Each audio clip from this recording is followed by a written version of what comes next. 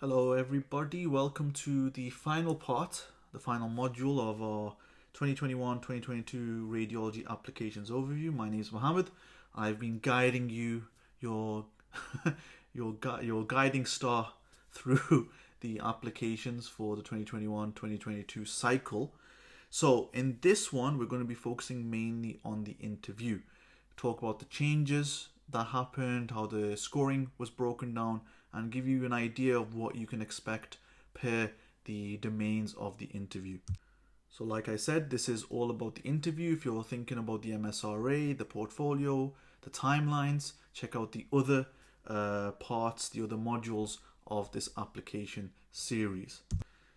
So similar to the 2020-2021 cycle, it was a 15-minute interview station held virtually over MS Teams. Whether it's done again over MS Teams for the 2022-2023, it's up to the discretion of the recruitment leads. They may do a hybrid model, we're not sure, but the MS Teams format, the virtual format, was done in response to the COVID situation. So the structure of the interview format was identical to the 2020-2021.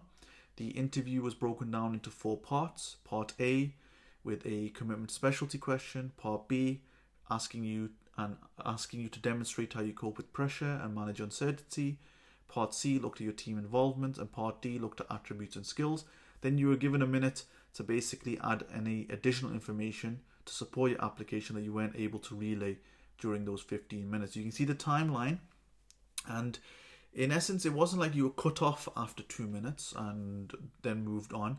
But of course, this is a recommendation for you to be aware of, so you know to try and frame your answer within 2 minutes so you can give a comprehensive reply rather than going on for 3 minutes, 3.5 minutes, being cut off and told we need to move on, because otherwise you're not going to get through the rest of the interview. And any time you lose because you're over talking and over speaking will eat into the rest of the sections. When it came to the scoring, it was done by section. So part A, which was commitment specialty, had maximum 10 marks. Part B, which was you showing how you cope under pressure and manage uncertainty, was out 20. Part C, looking at your team involvement, was 20 again. And Part D, your attributes and skills, was out of 10. You can see where the focus of the marks has shifted towards this coping with pressure, managing uncertainty, team involvement, whereas the other sections, for example, cope with commitment to radiology, has now only got 10 marks, okay?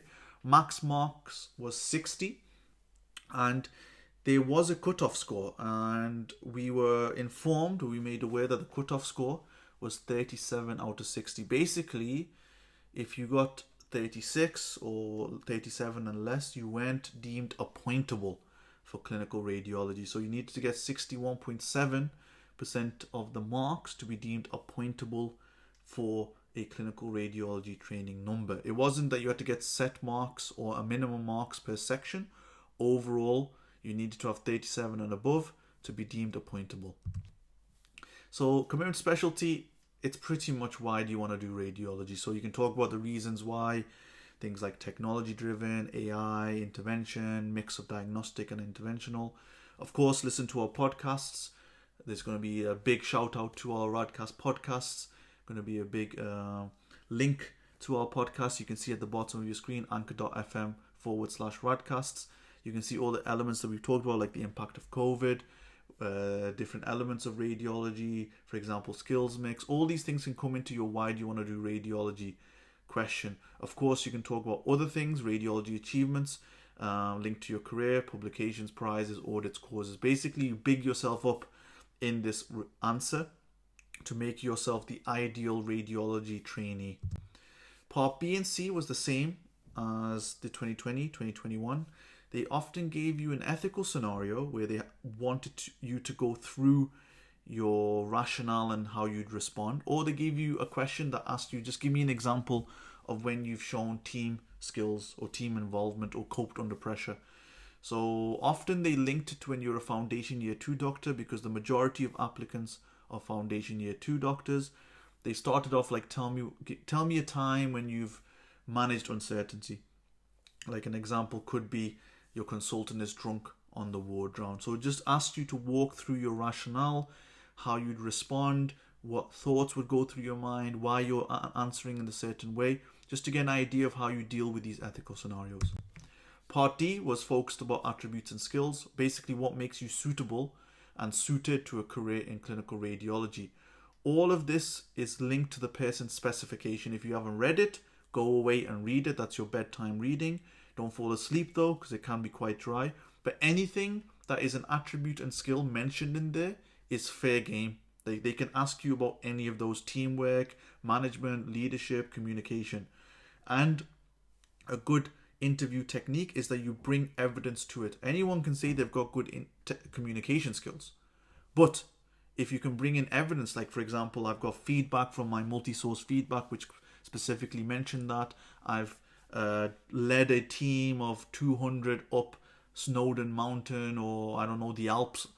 Just basically you have evidence to back it up rather than generic statements which anyone can make. And then finally, the 1 minute, any additional information. We would advise candidates not to really plan for this. Like, it comes across, it'll be definitely obvious and it comes across very forced. So have an idea of what you want to mention. And if you haven't, for example, mentioned your RadCast prize that you've won in the other sections, then this is the time to bring it up as basically like a final Hail Mary and icing on the cake. And then basically just finish off your interview with a nice, polite, professional "thank you very much, thank you for the opportunity," and then finish your interview, and then you'll leave the MS Teams and then painstakingly wait for your results to come in later on. So this has been quite a quick overview of the interview part of your application. If you want interview support, please get in touch at hello@radcast.co.uk. We often find ourselves getting fully booked for our one-to-one. So the earlier you can get yourselves booked in or put your interest forward, the more likely we can try and accommodate you. We do offer interview support beyond just one-to-one. Of course, just let us know. We'll see what we can do. And you can see our social media tags. Just slide in. We'll definitely get back to you. And of course, we can help you however you guys want with personalized support throughout the entire application process going forward. So please watch the other modules if you haven't already with regards to the application. If at any point you want support, get in touch, hello@radcast.uk. We love hearing from you guys. Take care and all the best. And if we don't hear from you, good luck with your application. We wish you guys smash your application, get your training number, and have an amazing career in radiology. Take care, guys.